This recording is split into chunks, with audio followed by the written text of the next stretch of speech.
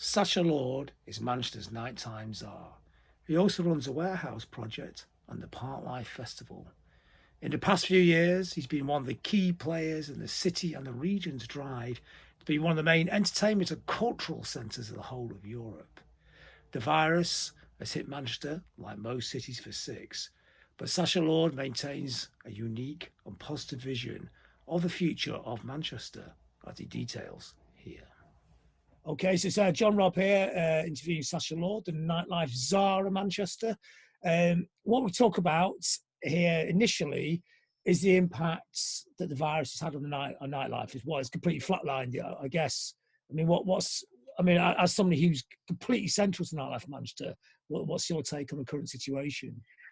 So my actual take, and this isn't a time for pointing fingers at different political parties or anything like that, but that Monday when the nation were watching Boris make that speech where he advised is the word, not to go to bars, clubs, restaurants, events, he decimated the industry.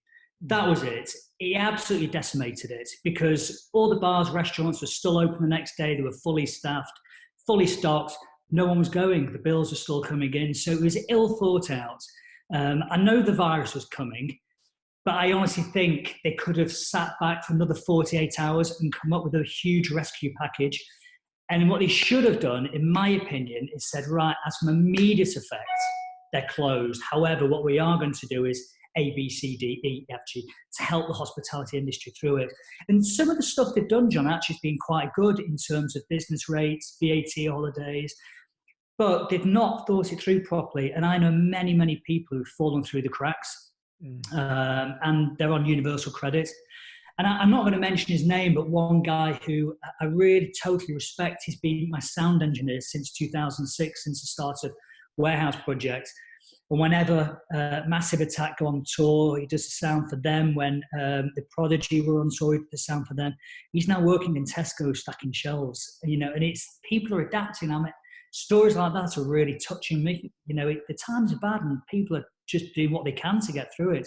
It was the suddenness of it, I think, that, like you're saying about your friend there, 1 minute he's flying around the world doing Massive Attack, and the next minute he's in his local Tesco's doing the shelves. It's just a switch in people's lives within 24 hours, isn't it?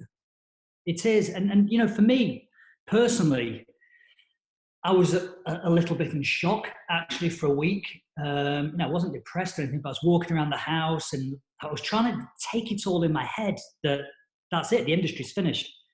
And we all know as well, the hospitality industry, whenever the tap's released, we're going to be the last ones to be allowed to reopen as we were. I do think restaurants will find it a bit easier because they will be able to open up showing social distancing with the tables. You can't really do that with a bar. I think cinemas, theatres, perhaps football stadiums will be able to open to 25% capacity where seats to the left and right of you are empty and in front of you and back of you are empty. I've seen things like that around Europe and in China as well. But yeah, I am a positive person, but it's pretty bleak out there at the moment. And pre-COVID-19, if a bar or restaurant or someone in the hospitality industry that was an independent didn't have cash in the tills for a 4-week period, they'd be bankrupt. 70% of them will have gone bust. So it's worrying. I think we're going to see quite a few casualties out there. I mean, it's one of the key things about Manchester is the nightlife. I mean, that's what really makes it the magnetic city, one of the main 10 European cities. Because of all that process, that started from punk, post-punk, hacienda, all that period. I mean, what is the shape of the city going to be when and if we get out of this? So for me, look, this is really corny to say it, but I've said it so many times, wherever you go in the world, if you're on holiday, someone says, where are you from Manchester, they associate you with football and music. That's it. But that's what we're known for. This city region is amazing at pulling together. We only saw it very, very recently on the 22nd of May, 2017, after the arena attack. Everybody came together. It didn't matter whether you're United, whether you're City, whether you're a lawyer, whether you're unemployed, whether you're a student. It didn't matter. We all came together. That's going to happen again. I think in my lifetime, one of the most significant moments of the city reinventing itself was actually on the back of the first original IRA bomb outside Marks and Spencer's. And you'll remember, as I do, it was a pretty bleak city at that point. You know, some of the buildings weren't the best. I'm not going to name them. And the way the city came back and reinvented itself, we were much bolder, we were much stronger, we appealed to more international brands. You know, whether you like them or not, the likes of Armani or the likes of DKNY, you know, all those big, huge international brands would never have looked at Manchester until our leaders like Sir Howard Bernstein sat down and said, right, we're decimated, let's rebuild. And it happened. We all saw it with our own eyes. So we're good at doing that. We're good. I honestly, I mean, I'm biased because I'm a Manc, but I think we are one of the most resilient city regions certainly across UK, if not Europe. And, you know, we're seeing that now. There's so much good coming out of the hospitality industry. And I've used them as an example so many times. There's two that have really stuck out in my head. So the police contacted me only 3 weeks ago to say they were desperately low on hand sanitizer. And I put a tweet out, and Didsbury Gin stopped making the gin products and started to make hand sanitizer because of the alcohol that you need in it. And that completely sorted GMP out. Mary Ellen from the Creameries in Chorlton hooked up with Corrie and Bell, and they have got loads of volunteers and loads of chefs, and said to the restaurants, look, give us your food that you're not using, all the stock that's going to go to waste and mouldy, give it to us. They're generating 6,000 meals a week purely for the vulnerable people, free of charge. The Ivy in Spinningfields, 3,000 meals a week to our frontline ambulance service drivers. I mean, that's just 3 people. The goodness that's coming out is what we're known for. And I'm seeing it. And do you know what? I'm dead proud of it. Yeah, and there's that, which is very Mancunian, isn't it? That thing where people all look after each other. But also that idea, even though the city's way bigger than it was 20 years ago, it still has that village Manchester feel where everybody kind of knows everybody else or feels like they should know everybody else. Do you think that's quite a good thing in these kind of times? It is. So our city region is weird, and I can't explain why. You're probably able to explain it a lot better than myself. But there's that, I don't know what it's called, but there's that 7-point saying, isn't there, where if you think of anybody in the world, I don't know, Dustin Hoffman, I could probably find 7 points where I could get to him. I think in Manchester it's less than that. I think it's 3. Everybody seems to know everybody else. It's a walk down the street. Yeah. But also, John, I think going into this as well, this isn't a Manchester thing. I think the country was very, very bitter and extremely divided. And we know the reasons why, you know, the whole division over Brexit and whatever our thoughts were. I think this has certainly brought us back again. You know, I like running once a day, and normally the joggers, sometimes you get a nod. But now they're crossing over, or you're crossing over to the side of the road to avoid you always get away. Yeah, it's, you know, it's so nice to see. And I think I'm trying to imagine the first time. Obviously, we cancelled Part Life.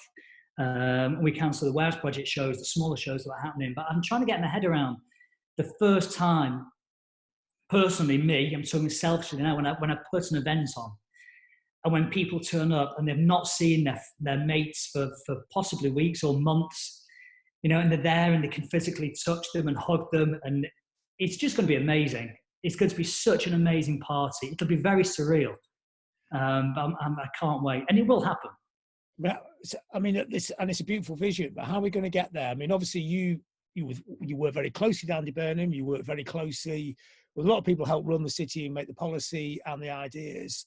And you must have had lots of meetings and talks and conversations about how we're going to get, what is the track out of this? I mean, I'm not expecting anybody to know, because who knows what a pandemic does, but there must be plans and ideas. So this is just my personal gut feeling on it. And I'm only taking this from, I'm on like a WhatsApp group of other like nighttime economy advisors across the world. And it's really interesting, from Australia to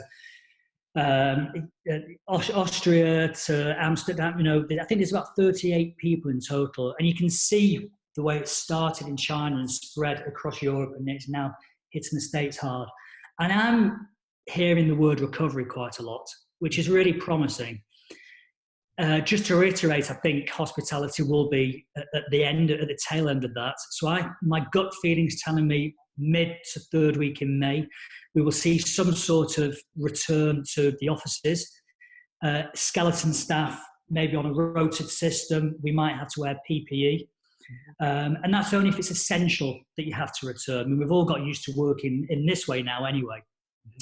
I can see restaurants opening as one of the first in the nighttime economy. And the only reason I say that is when you go to a restaurant, you're sat at a table. So it might be operating at 50% where tables are distanced further apart. So I can see that happening. And then, it would be slowly staggered in. I would like to think by the end of the year, things will be up and running. I'm looking at big moves like, well, if the Trafford Centre's open and working, why can't a bar open and work? Because more people go through the Trafford Centre every day, far more people than they do Parklife, for example. So, that they're the sort of key things I'm looking at. When does football return in some way? And what's the difference between the Premiership playing, where they've got 78,000 people at Old Trafford compared to 2,000 people at Ulchi Football Club? There is no difference. People are still mingling. So it's interesting to see how it's going to turn out. Is there actually policy in place or sketches of policy? Like, say, like live venues or clubs, if, say, it's a 300 cap, would it be the first 2 weeks, you'd have 20 people in there? If that's okay, then we can have 30 and go up in little steps. I can see that. I can see a slow release. I can. But I think the government, we have to take government guidelines. And I think it's changing on a daily basis. I think, some of the things they've done are really good. I think some of the things they've done are terrible, to be honest. But it's not really a time now to point fingers, because we're living in times this has never happened before. So they're also adjusting on a day-to-day basis. But without making it political, the lockdown, we all agree, was too late.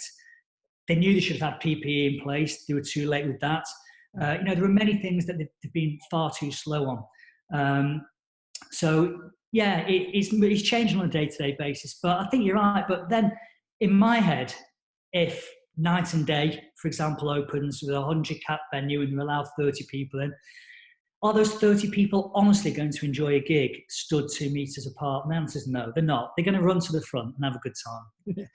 I think people enjoy it because it's the first time they've seen other human beings, and that amount for a couple of months.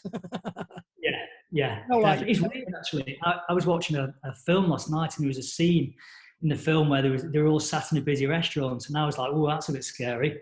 So it looks weird now when you see a crowded room. It looks odd, and it's only 3 weeks we've been in this. Yeah. Exactly. So there is a sort of vague plan of how we crawl out the other side. So it's, I mean, you're actually making policy together as much as you can, because obviously you don't run the country, when Andy's the mayor, but he's not. I mean, the power's still in London, unfortunately. But as far as you can, you sort of making plans. Yeah, we are making plans, and I'm going to be putting together a nighttime economy, like a COVID task force of like-minded people, operators, to feed bits into Andy as well, because you're right, he should have more power up here, and we know the reasons why he's not. But I've always thought, Andy, Steve Rodham in Liverpool know a lot better for our city regions than the suits down in Westminster. But he's constantly lobbying for more information, for change and everything. I think we're lucky to have those two as our leaders, certainly at this moment in time. I think they're a great team because they're both very people orientated, and they're very good friends. Well, it's been very good for Liverpool and Manchester, hasn't it? Yes. Yes. So with festivals, I mean, I was speaking to somebody the other day, and I spoke to a few people. I spoke to Mark David from Music Venue Trust, and so he's talking about how he thinks venues, because he's obviously trying to make the venues go back as soon as they can, and as safely as they can. But he was telling me that he thought it'd be easier to do things in venues than with festivals. So, I mean, are there differences, or is it just one's a big version of the other? In terms of controlling people, I think festivals will be the very last to arrive, if I'm being honest.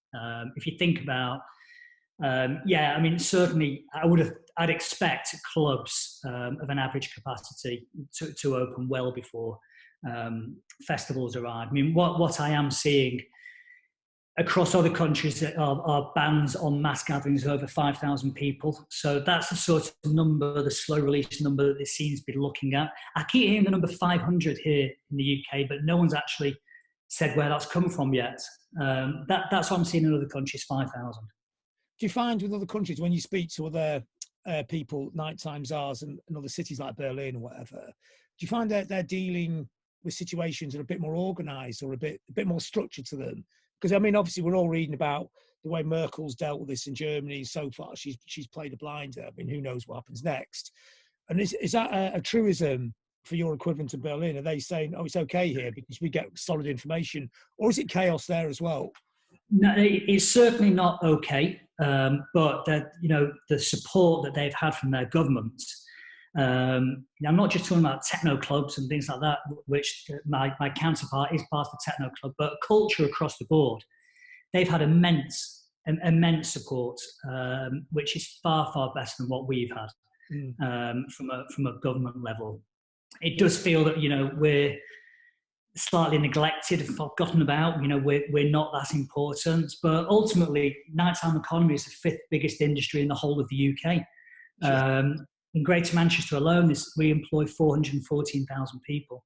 So we are immense, and it's wrong for them to ignore us the way they have been doing. But then again, they are dealing with something that is colossal. It's certainly in our lifetimes. I hope we never experience anything like this again. And it'll go down in the history book. So you've got to kind of give them a bit of understanding why they're sort of tunnel visioned a little bit at the moment. So with the thing I was working on the other day, the Hacienda Day, which is a fantastic event, a double fantastic because of Sean's fantastic swearing on it, which you're saying was understandable, amusing, but it was difficult, but brilliantly entertaining. But the idea of it was great, and the idea of the online channel you're putting out on, did that come from the people in Berlin, or was that just a sort of... Yeah, no, it did. So it came from two guys, actually, Lutz in Berlin and Mirik in Amsterdam. And they said, well, look, we've got all these empty nightclubs at the moment, like Berghain and Tresor, so let's put a DJ in there and stream it so that, because you'll know, in Berlin, from the age of being put in a nappy until the age of being stuck in a coffin, you're into techno. That's it. You're not into anything else. You're just into techno. So they were playing techno music out completely free of charge, but they were saying to people, look, if you can donate €1, €2, €3, do that, and let's try and help support people within the nighttime economy. And I was watching it and I thought that's such an amazing idea. So after a couple of weeks, I phoned them up and said, look, do you mind us doing something similar in Greater Manchester? And they really supported the idea. And we set it up. And the first week was like a test, because obviously with things like that, there's so many glitches technically, and I can only just email, that's about it. I've now learned how to Zoom.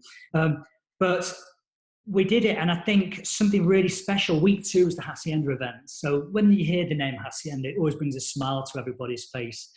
In Greater Manchester, whether you're 80, whether you're 70, you know the Hacienda. Although the older I get, some kids think it's a block of apartments, which is starting to upset me a bit. But most people do know. I love that, though, because part of Tony hated the idea of nostalgia. But part of he loved it really, but he didn't want to say. But conceptually, the idea of the Hacienda being this eternal thing would have annoyed him on panels. Yeah, I think you're right. I think you're 100% right. But we put this 12-hour party on. And it was Hockey actually that phoned me up and said, look, let's do a Hacienda thing. And it wasn't to be clever. It wasn't to be underground. It was just to play all the tracks that everybody remembers. And the tracks that we still hear now on the classics event. It was a party, just a big party. It's not time to be cool or trendy at the moment. It's time to let your hair down. And I think as a promoter, for me, sometimes everything aligns absolutely perfectly. And we spoke about this before, it was on the end of a very, very bad week of, I think, peak death rates. And we knew more was coming. It was a bank holiday. People had had enough of the news, of the TV. and the weather was perfect. And we've been talking for a week about this United We stream, and people put it on. And we had 1.5 million people watch that. And I always thought, I'm 48 now, so I always thought Parklife would be my pinnacle, 80,000 people. I thought, I'm never going to crack that. But now when I can say, yeah, we put a show on for 1.5 million people, that is just, my head was frazzled. I mean, the next day my head was frazzled from the thought, but also frazzled from the beers as well, to be honest. But I think everybody else was. Now I was getting texts from people who were pretty leathered, including Andy, actually. I think he had a few beers. So it was... Well, let's face it, no one's going to have as bad a head as Sean had the next day. I knew there was a problem when it started, and he hadn't said anything, but he picked up a water bottle and the water was orange. And I thought, right, here we go. There's something not quite right. And I was right in thinking that, yeah. So with United We Stream, are there plans to do more events while we're in this kind of period? Yeah, so we're doing it every single weekend now. And we needed something big, like the David Morales, Todd Terry, Roger Sanchez of the world, to get people looking at it and talking about it. But we're very keen it has to be very inclusive. So tomorrow night, for example, we're working with a local record label, Scruff the Neck, and they're putting their bands up. Obviously, we're using social distancing. There's going to be live music tomorrow night, live bands from the Met in Bury. And we're doing this every single, where we can on a Thursday, but definitely every single Friday, Saturday, Sunday. And we're trying to make it a bit, so Friday sort of end of the week party music, although every day is like Groundhog Day these days, so Friday's kind of irrelevant. Saturday's more your club thing, and then Sunday's everything. So this Sunday, for example, one of the chefs who won MasterChef a few years ago, Simon Wood, who's got quite a few restaurants. He's someone who's really impressed me by diversifying from being a restaurant to now delivering food. Mm-hmm. So he's going to do a cookery class on it, where he's going to tell you in advance to get your own ingredients and stuff. So it's not just about music. We're trying to entertain as many people as we can. I think one thing the idea was to try and raise as much money as possible. We never envisaged millions of people will be looking. I think we have 4.7 million now. I don't want to announce the figure till the end of April, but we are well into the six figures now, which is great. And at the end of April, that's going to be going straight back into support nighttime economy and local charities as well, like Andy's Rough Sleeping campaign. But I think something that certainly the police are really happy about, and the combined authority, none of us envisaged, is it's the biggest platform at the moment. It reiterates that message, stay home. So every time we tweet or something comes up on the screen, you're seeing stay home, stay home. And I'm hearing some good news that house parties are quite well down from last week. So we're hoping we can play our part in that. Well, it's also, it's advertising Manchester culture in the world, which is important. It's really important, isn't it? It's really important. What's interesting for me as well is we get stats on a Monday where people are viewing it. We're getting a lot from Japan, which is really interesting. And at the end of this, we are going to be building a pack for Visit Manchester, so you can see exactly, who streamed it, how many. But it is exciting. And I always, in my mind, I always thought the last one would kind of probably be the second bank holiday in May, or maybe we end it on a Parklife festival, because when we locked the offices 4 or 5 weeks ago, we were on 76,500 tickets out of 80,000, so it's practically done. And there were a lot of disappointed people. But actually, my mind's changed now, and I've spoken to Andy about this, and he agrees 100%. I think the fact that it's worked as a platform, you'll know far more than I do that sometimes for bands, artists, DJs, it's hard to get that little bit of luck to be discovered. And there's so much hidden talent across our city region. And I get so many emails with Mixcloud things on it, or CDs sent through, like, listen to this, and I can't physically listen to all of them. So I think once this is finished, we're then going to leave it as a platform for people to leave content on there for all that unhidden, undiscovered talent across Greater Manchester. And I think, I think it's something that our city region needs, and I think it could be nice to leave it for them. Yeah, I think it should be a permanent thing. I think when we get to the post-virus period, I think it'd be a really great vessel for Manchester culture. I mean, it's a Manchester online presence that people know about worldwide, like say in Japan, it's already there. Yeah. It's created something good out of a bad situation, isn't it? No, it's good. I mean, I can't be doing it all that time because you can't see her now, but stood in the background's my other half, and she will kick me out of the house if I carry on doing this. I think she actually thought when I cancelled Part Life, she had me for a few months until Warehouse starts, and then this thing came into my head. it's actually, I'm spending more time on this than I ever have done before. So, yeah, but no, it's a great thing. And do you know what? A developer's come out, a guy called Mike Ingle, who's behind Spinningfields actually. And he said, why is this United We Stream? And I told him, so he's given, once we're through this, for a 2-year period, completely free of charge, a purpose-built recording studio. So I know so many kids out there who are good artists, and there's no chance they'd ever be able to afford to go into a recording studio. So now's their opportunity. They've got this for 2 years. So it's not just the money, there are other things coming out of this. And, everybody involved should be really proud of it, because with this or with Warehouse or Part Life, I'm like the old guy that they wheel out to say something in front of a camera. But actually, there's always an amazing team behind me. On everything I ever do, it's phenomenal. And people always go above and beyond to make it as best we possibly can.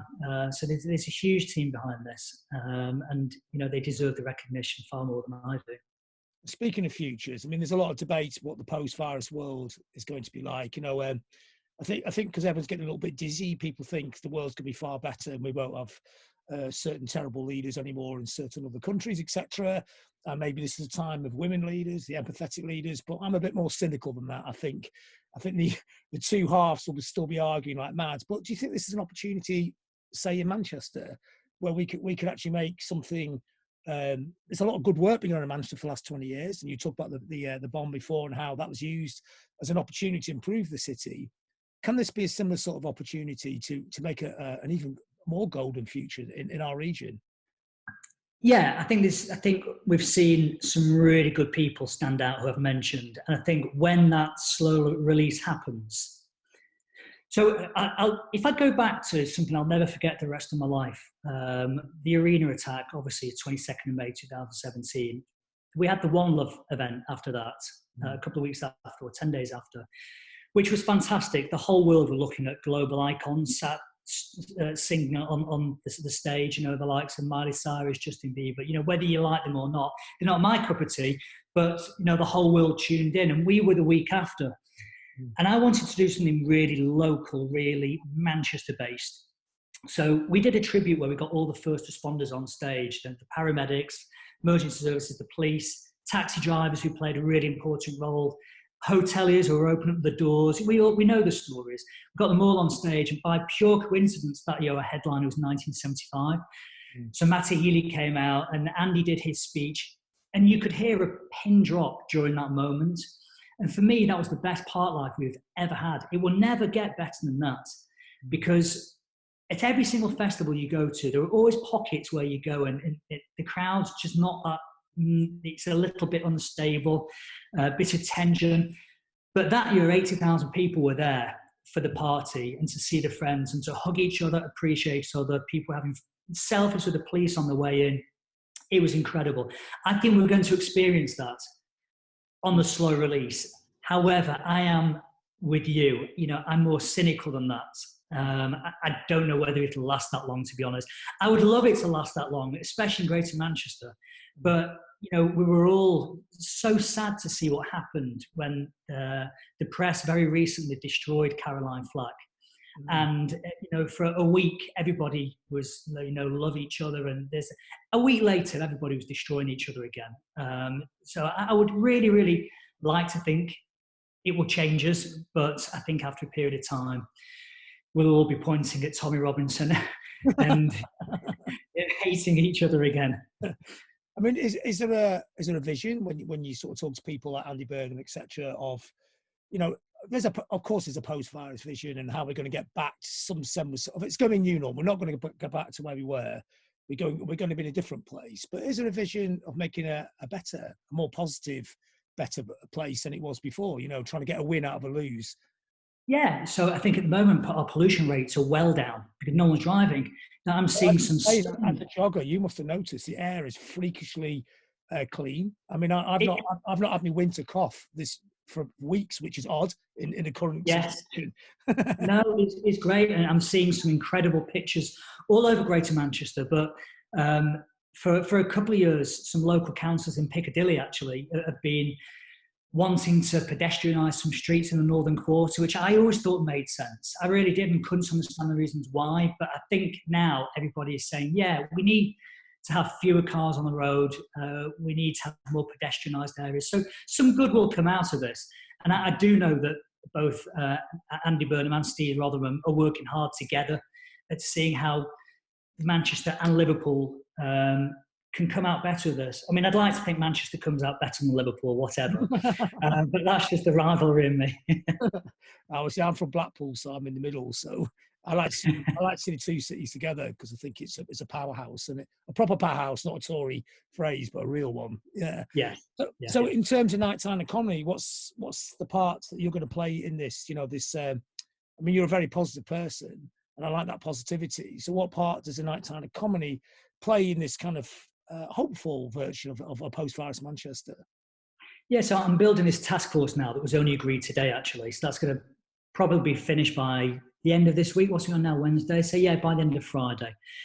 And it's my job now to speak to as many operators as we can. I need to build up, because it's only 3 weeks we've been in this. I need now a proper understanding of how deep people are in this, because I saw an article actually written by a businessman who I don't always agree with. In fact, weirdly, during this period, there's a few people I've started thinking, actually, he speaks sense. Piers Morgan, for example. I mean, I've never... Well, the Daily Mail is totally taking the government to task. You think, well, yeah, everything's gone so upside down. I don't know where I am anymore. No, it's bizarre. So, but Duncan Valentine, he was saying it's fine having all these VAT breaks and pushing your rent back, and all the other things that the government have implemented. But when you reopen, you're going to have to pay for those. So, although restaurants may reopen, if they're only acting at 50%, and we know restaurants work on very, very tight margins, they're only operating at 50% for a period of time, then unfortunately, although I am a positive person, I think we are going to see quite a lot of closures between now and Christmas. And what's more upsetting for me is I was speaking a lot about the nighttime economy was bolstering the traditional high streets.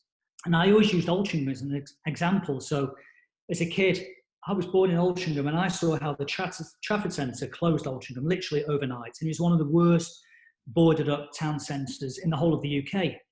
And then Altrincham Market opened, and now there's loads of really good quality independent bars, restaurants all around there. And the shops came back in, and Altrincham won Best High Streets in the UK last year, actually, which is fantastic.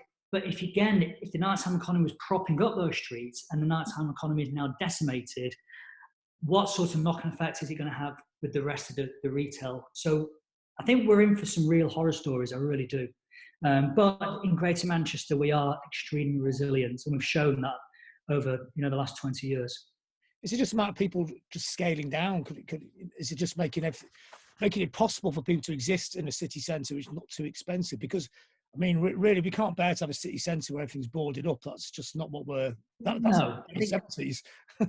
Yeah, no, it's scaling down, it's diversifying. And actually, I think there's going to reach a moment when all the landlords think, do you know what, we've had this write-off for quite a few years. And they're going to have to reduce rents. It's that simple. Because otherwise, they're going to be sat on empty shop units or empty restaurant units or empty bar units. So, they have a big part to play in this. And I know there are some very greedy landlords out there at the moment who are going out and locking doors. But their time will come. I'm confident of that. Having said that, there are some amazing landlords who I know are working people and offering 50% rents or full value rent holidays too. So to finish with, are you broadly optimistic sort of stroke with a bit of like a few question marks, or pessimistic about the future? I'm an optimistic person, but it's not going to happen in next week or 2 months. I think full recovery will probably take 2 to 3 years, I think, for full recovery. I think, unfortunately, one thing we do have to really think about is, the government are spending so much money at the moment in grants, loans. That has to be repaid at some point. So I think where we are going to feel it is when we do return to normal. Maybe it's in 5 years, I don't know. But when we do, I think they're going to hit us for tax. That I'm confident. We will, this short period of 2, 3, 4, 5 months of lockdown, we will be paying for this, possibly for the rest of our lives. I do honestly believe that. Mm. Okay, well, thanks. It's not a good way to end it, really, is it? No, do you want to finish something more? Well, it's a truth, though, isn't it? And if you want to finish, it is. Yeah, unless you want to finish with something more upbeat, and I'll just edit that little bit out. Well, no, I won't edit that quote out, but the bit in between. Yeah.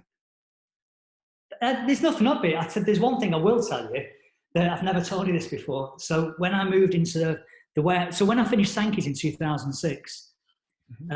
We moved into an office in Castlefield, actually. In fact, it's not in Castlefield. Tom Bloxham sold it me and told me it's Castlefield.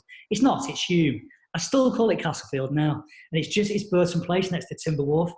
And when we moved in there in 2006, you used to run past that office on a daily basis like clockwork.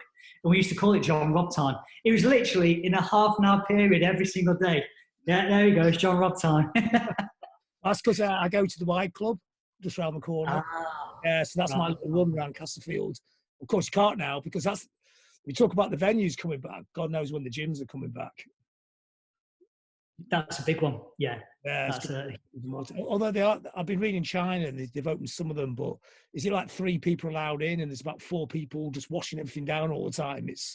But that's what it's going to have to be. At least I'm in the building. At least this is something. It's better than it was last week, and we have to take a few little small steps and be patient, don't we? We do.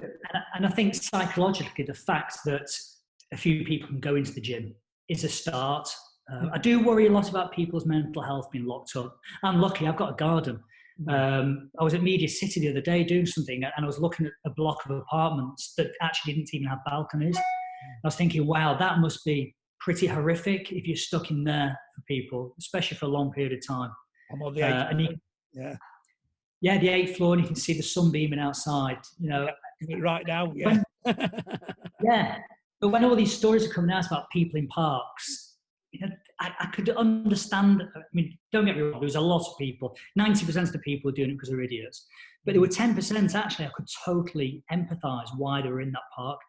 They're on the 8th, 9th, 10th floor of a flat, no balcony. They needed a bit of air, just sit on the grass and see nature for half an hour. I get that. I really get it.